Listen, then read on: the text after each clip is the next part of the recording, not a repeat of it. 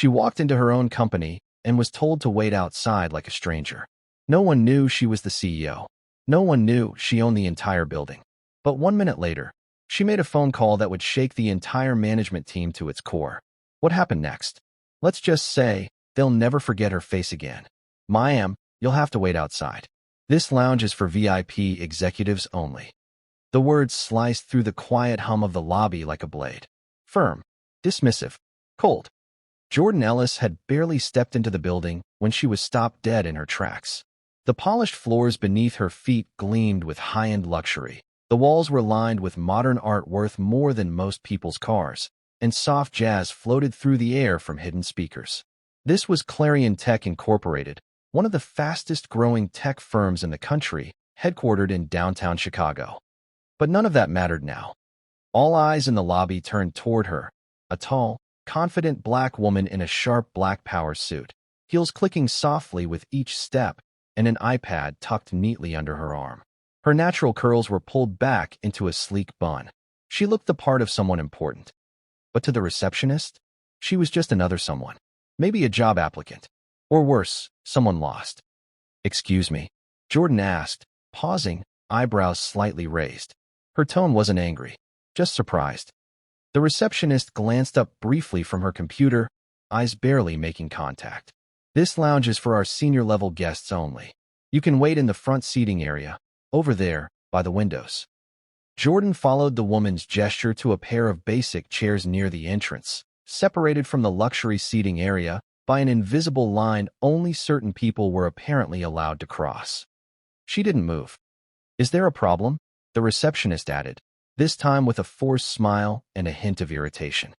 Before Jordan could respond, a tall man in a navy blue suit strolled by, clearly a mid-level manager, judging by the badge clipped to his jacket. He caught a glimpse of her and, without slowing down, added his own 2 cents. "Deliveries go through the service entrance, ma'am. This isn't the drop-off area."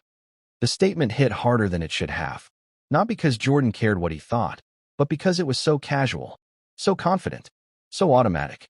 In less than 60 seconds, 2 employees had already made assumptions based solely on her skin color and her presence. Jordan stood there, calm as ever, processing the moment. It wasn't new. It wasn't even surprising. But this time, it stung deeper because it was her building, her company, her vision, brick by brick, dollar by dollar. They didn't see the CEO. They didn't see the owner. They saw what their bias allowed them to see, a woman out of place. What they didn't know, what they couldn't begin to imagine, was that they were seconds away from the most career-ending moment of their lives. Jordan didn't argue. She didn't flash her ID or rattle off her credentials. That wasn't her style. She believed in actions, not announcements. With a subtle nod, she stepped away and pulled out her phone. She turned, walking toward the glass windows as if she were complying, just a guest who had been turned away. But her fingers were already dialing. "Alex," she said when her assistant picked up, "get me the leadership team in the 15th floor conference room. Now, we're having a surprise staff audit." There was a pause on the other end. "Right now, ma'am." "Right now," she repeated, "and send security down to escort 3 people, the receptionist, the floor supervisor in the blue tie, and the front lobby guard. Tell them it's a priority from the CEO herself." As she hung up, the sting of that receptionist's voice echoed in her memory. "Ma'am, you'll have to wait outside." Jordan turned back to the desk and smiled politely. "Thanks for your help," she said, her tone icy smooth. "I'll wait exactly 1 minute." 1 minute. That's all it took for everything to begin unraveling. Behind the glass walls, the receptionist noticed 2 security guards heading her way. At first, she assumed it was a routine check, until they stopped directly in front of her. "Is there a problem?" she asked, voice unsure now. They didn't answer. One of them simply gestured toward the elevators. "You've been requested by the CEO. Now." The man in the blue tie was also intercepted as he returned from grabbing a coffee. His smirk vanished as soon as he heard those 5 words. "CEO wants to see you." The woman they had dismissed just moments ago was now walking ahead of them, leading the way with poise, escorted like royalty. The lobby, once so full of unspoken judgment, now buzzed with confusion, whispers, and stunned silence. In under 60 seconds, the roles had reversed completely. Jordan Ellis hadn't just entered a building that morning. She had walked into a moment of reckoning, and for those who had underestimated her, it was going to be a moment they would never forget. Jordan Ellis arrived 10 minutes early, just as she always did. Not for a meeting, not for a press event, but for something far more telling, an unannounced walkthrough. These quiet inspections were her secret weapon. While most CEOs preferred to stay high above the chaos in corner offices, Jordan believed leadership lived on the ground floor. She wanted to see her company not through polished presentations or rehearsed greetings, but through the eyes of the unnoticed. The mail clerk, the janitor, the front desk team. So she slipped in through the front entrance with no entourage, no fanfare, no one announcing her arrival over the intercom. Just her iPad, and a calm intention to observe. What she didn't expect, though sadly, she wasn't surprised, was the way her presence immediately disturbed the air in the lobby. The temperature seemed to shift. She was met not with curiosity, but coldness, as though she had stepped into a space where she didn't belong. It started with the receptionist, a young woman with thick glasses and a name tag that read Diane. She glanced at Jordan without a smile, barely lifting her eyes from her keyboard. Jordan had taken 3 steps toward the executive lounge area before Diane's voice sliced through the air. "Ma'am," she said with a forced politeness that barely concealed her annoyance, "you'll have to wait in the lobby area by the entrance. That section is reserved for executive visitors only." Jordan stopped, looked at her, and smiled slightly. "I was just heading upstairs." Before she could finish her sentence, Diane waved her off with a smirk.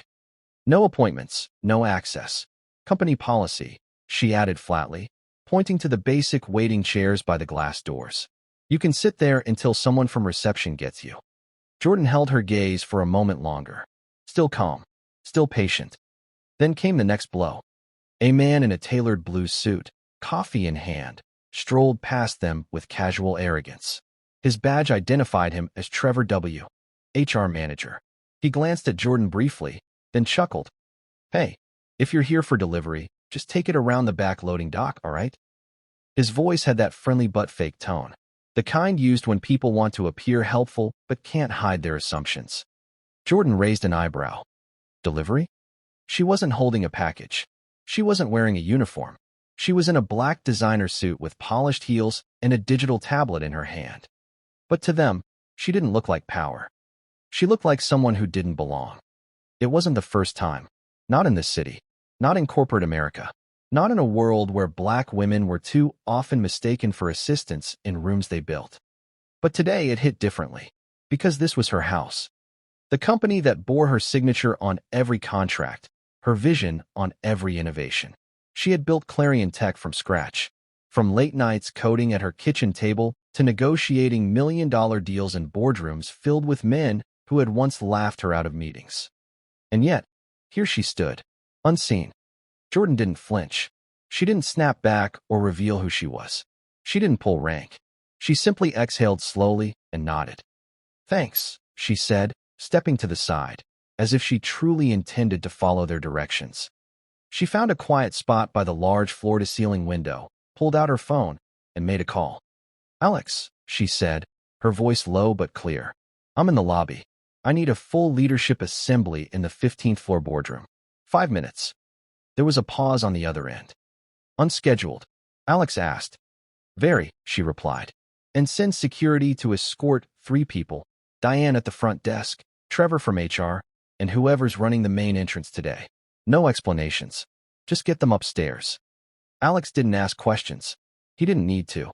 He'd worked with Jordan long enough to know, when she used that tone, it meant someone was about to learn a hard lesson. Jordan hung up and looked out the window, catching her reflection in the glass. She didn't look angry. She looked focused. She turned back toward the front desk one last time. Diane was laughing with a colleague, completely unaware her entire professional life had just changed. Jordan didn't need to raise her voice. Because the truth was, she didn't come to be seen. She came to see them. And what she saw confirmed everything she feared. The culture at the top was broken. But by the end of that day, it wouldn't be. The countdown had begun, and the ones who dismissed her were out of time. Exactly 1 minute after being told to wait outside, Jordan Ellis made a call that would turn the entire building upside down. Her voice was calm, but her tone was cold steel. "Alex," she said to her executive assistant, eyes locked on the smug expressions at the front desk. "Get every member of senior management into the 15th floor conference room. Right now. No delays. And send security to escort 3 people. The receptionist at the front desk, the building's head of security, and a man in a blue tie from HR. I want them upstairs in 5 minutes. No questions. Full authority." There was a pause on the other end. "Yes, ma'am," Alex replied. He didn't need context. When Jordan gave instructions like that, it meant someone was about to face serious consequences. She ended the call, returned her phone to her bag, and stood in silence. The front desk receptionist, Diane, still hadn't realized what was happening. She was laughing at something on her phone, occasionally glancing at Jordan with that same dismissive expression she wore earlier. The security officer leaned against the far wall, casually checking his watch. The man in the blue tie, Trevor from HR, was nowhere in sight. But then the elevator dinged. 2 men in black suits stepped out, Clarion Tech's private security team. Not the everyday guards. These were corporate-level enforcers. Their eyes scanned the room, then landed on Diane. "Receptionist, you've been requested on the 15th floor," one of them said. "Me?" Diane blinked, confused. "Requested by who?" "By the CEO," the guard replied. "Now." Her face paled instantly. Another guard stepped past her and approached the security officer by the wall. "You two. Upstairs." The man straightened, clearing his throat. "Is something wrong?"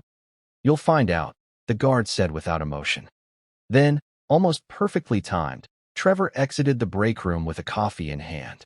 He froze when he saw the guards walking toward him. "Trevor Wallace," one said, scanning his badge. "You've been called to the 15th floor conference room. Let's go." His face turned red. "Wait, by who? I've got meetings." "CEO's orders." Trevor's voice cracked. "The CEO?" They all turned to see Jordan, now walking calmly across the lobby. Her heels clicked sharply against the marble as she passed them. No hesitation, no second glance. The receptionist's mouth parted, her eyes wide with sudden understanding. Trevor looked stunned, and the guard, who had barely acknowledged her earlier, now looked like he wanted to vanish into the floor. Jordan didn't say a word. She simply nodded at the guards as they flanked her. With quiet confidence, she stepped into the elevator and pressed the button for the top floor. Word spread like wildfire through the building. Staff whispered, eyes following her every move. The woman they had brushed off just minutes ago was now being escorted like royalty. Executives who had been in casual conversations started adjusting their jackets and rushing toward the conference room. By the time Jordan stepped into the boardroom, every senior manager was seated, fidgeting uncomfortably. She stood at the head of the table. Behind her, Diane, Trevor, and the guard stood silently. Their expressions were a mixture of confusion, dread, and disbelief. Jordan took her time. She placed her iPad on the table, removed her blazer, and rolled up her sleeves. The room was dead silent. Then she spoke. "Before we talk business," she said, her voice sharp and clear, "let's talk about respect." Her eyes scanned the faces in the room, some looking down, others trying to meet her gaze and failing. "This morning, I walked into my own building. My name is on the founding charter of this company. I've led it from a garage startup to a billion-dollar valuation. And today, not a single person at the front of this building recognized me." She turned slightly, motioning toward the 3 employees. "I wasn't greeted. I wasn't acknowledged. I wasn't even asked who I was. I was dismissed, disrespected, and assumed to be anything but who I am, because I didn't look like your idea of a CEO." Diane looked like she might cry. Trevor's mouth was dry. The guard stared at the floor, jaw clenched. "I didn't come here today for praise," Jordan continued. "I came for a surprise assessment of our workplace culture. And what I saw confirmed everything I feared. We have a culture problem, a leadership problem, a bias problem." She paused for effect. Effective immediately, the receptionist, this HR manager, and this security lead are all suspended pending full investigation and mandatory retraining. And every department head in this room will now be held to a new standard, not based on numbers alone, but on how you lead, how you hire, and how you represent the values of this company. Jordan leaned forward slightly. "If you can't see leadership when it's standing in front of you, you don't belong in a leadership role. Is that understood? A quiet chorus of yes, ma'am followed. And just like that, the power dynamic shifted, not with shouting, not with drama, but with poise, authority, and undeniable truth. Jordan didn't just enter the room that day. She owned it. What followed was not just a speech. It was a reckoning. The room sat in frozen silence as Jordan Ellis, founder and CEO of Clarion Tech, stood before her senior management team, surrounded by the very employees who had dismissed her as an outsider only minutes earlier. Her presence was commanding, but it wasn't loud. It didn't need to be. The weight of her words would speak louder than any raised voice ever could. Jordan took a breath, then spoke. Let me tell you what happened today, word for word. The room tensed. With precision and clarity, Jordan recounted every moment from the lobby, each cold glance, every condescending remark, and the blatant assumptions made about who she was not. She made sure no detail was lost. I walked into this building. My building, she said, eyes scanning the room. I was told to sit near the windows like a guest. I was told I couldn't walk through my own executive lounge. And when I tried to explain myself, a manager from HR told me to take my delivery to the back entrance. A collective gasp broke out among the seated executives. Some instinctively turned toward Trevor, the HR manager in question, who sat red-faced and trembling at the far end of the room. But Jordan wasn't done. I built this company from a laptop in my kitchen. Her voice was steady, firm, but never bitter. I've worked 80-hour weeks. I've pitched this brand to skeptical investors who laughed in my face. I've missed birthdays, holidays, and sleep to keep this dream alive. I took this company public. I've led us to over $800 million in revenue in the past year alone. She paused, then delivered the blow. And today, in my own building, I was treated like a trespasser. No one spoke. No one even breathed. Executives looked down at the table, afraid to meet her eyes. Others shifted uncomfortably in their seats, some mentally replaying all their past behavior, wondering if they'd ever made similar assumptions, consciously or not. It wasn't just a story. It was a mirror, and it reflected everything broken about their company culture. Jordan took a step forward. I'm not angry for myself, she continued. I'm angry because if this is how you treat me, the CEO, how are you treating our interns, our visitors, our minority staff members, the new talent who walks through these doors hoping to belong? Her voice didn't rise in volume, but its power intensified. This isn't about being offended. This isn't about ego. This is about what kind of company we are and what kind of company we refuse to be moving forward. Then came the turning point, one no one expected. Jordan looked to her assistant, Alex, and gave a small nod. He opened a folder and began passing out forms, each one with a single line at the top. Reapplication for departmental leadership. Murmurs broke out immediately. Jordan held up a hand. Effective immediately, she said. Every department head in this room will reapply for their position, not just based on performance metrics, but on people leadership, ethics, and culture. Every team you lead will be surveyed. Every complaint will be reviewed. She turned toward Diane, the receptionist, Trevor from HR, and the head of security, each now seated separately and visibly shaken. As for the 3 individuals who failed today's test of decency, your access is suspended pending formal investigation and full equity training. Whether you return will depend on your ability to prove you've learned something from this. She looked at the stunned crowd again. Bias training for everyone in this room begins next week. Non-negotiable. Moving forward, no hire will be made without passing a cultural fit assessment. We're no longer just building a tech company. We're building a standard. Jordan took one final breath, letting the silence stretch. I've walked through boardrooms that didn't expect me, that underestimated me, that disrespected me. I fought through all of that to build something better here at Clarion. But clearly, we're not there yet. She leaned forward slightly. If you can't recognize leadership when it walks through the door, then what else are you blind to? The room sat in stunned silence. No applause, no excuses, just the realization that a shift had occurred, and there was no going back. Jordan turned, picked up her iPad, and headed toward the exit. At the door, she stopped, looked back, and added, "This company doesn't just carry my name. It carries my vision. I won't let anyone, no matter how senior, get in the way of that again." Then she walked out. And in that moment, every person in that room knew. They hadn't just witnessed a meeting. They had witnessed a movement. News of what happened spread like wildfire, first through the halls of Clarion Tech, then across the entire corporate world. By noon the next day, the story had hit LinkedIn, Twitter, and major business blogs. Employees whispered about it in elevators. Emails flew between departments. And then came the headline that would ignite a firestorm of conversation. Black woman CEO told to wait outside. Fires entire management minutes later. The story struck a nerve. And not just because it was dramatic, it was real. It spoke to something far bigger than one incident or one CEO. Social media exploded. Hashtags like hashtag respect black leadership, hashtag she owns it, and hashtag Jordan Ellis moment began trending. Commenters from around the world, employees, executives, entrepreneurs, and activists flooded the internet with reactions. This woman is a legend.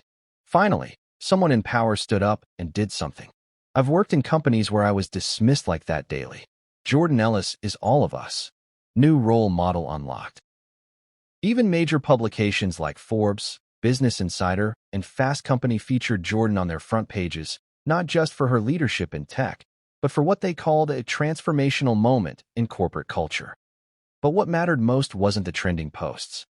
It was what happened inside Clarion Tech. Employees, especially women, people of color, and younger staff, said they had never felt more seen, more protected, or more inspired. For once, they had a leader who didn't just talk about values during press interviews. She enforced them in real time.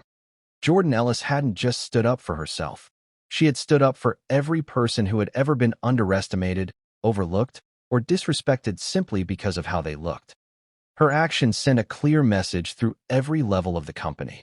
You will be judged by how you treat people, especially when you think no one is watching. Under her renewed leadership, Clarion Tech implemented sweeping internal reforms.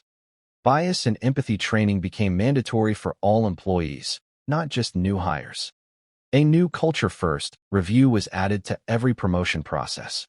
Anonymous employee feedback surveys were launched to monitor inclusion and equity. A diversity and inclusion council was formed, led not by HR, but by real employees from across departments. And most importantly, Jordan made it clear that no title, no matter how senior, was above accountability. The 3 employees who had disrespected her were not simply let go. They were given the opportunity to attend full restorative equity training. One eventually returned to Clarion in a junior position, with a completely new perspective. The others moved on. Jordan never spoke ill of them publicly. She wasn't interested in revenge. She was interested in change.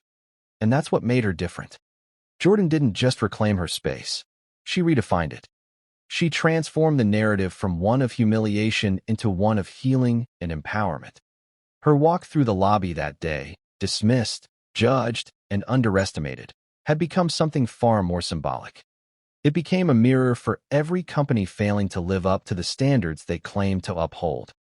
It became a blueprint for what real leadership looks like in the face of bias. And it became a warning to those who still didn't understand the power of presence, dignity, and earned authority. Today, Clarion Tech is celebrated not just for its cutting-edge innovation in AI and software, but for something even more difficult to build: a culture of accountability, a workplace of belonging. Under Jordan's vision, the company didn't just grow in size, it grew in soul. Her story is now taught in leadership seminars, college business courses, and DI workshops worldwide. She's received awards for visionary leadership, cultural reform, and women's empowerment. But if you ask her, Jordan Ellis will tell you it was never about making headlines. "I didn't fire anyone out of anger," she once said in a now-viral interview. "I acted out of clarity. I saw who we were becoming, and I knew we had to do better." And that's what separates bosses from leaders. Jordan didn't just sit at the top. She walked the floor. She listened. She acted. And when it mattered most, she stood up, not just for herself, but for everyone who needed a voice in rooms where they were too often silenced. She didn't just lead a company. She led a movement. Never judge someone by their appearance, because the person you're ignoring today could be the one signing your paycheck tomorrow. Respect isn't optional, it's earned and returned. And Jordan Ellis made sure of that. Subscribe to the Hidden Chapters for more real, powerful stories like this one. Bellhop Bell, don't forget to hit the bell so you never miss what happens when truth, power, and respect collide.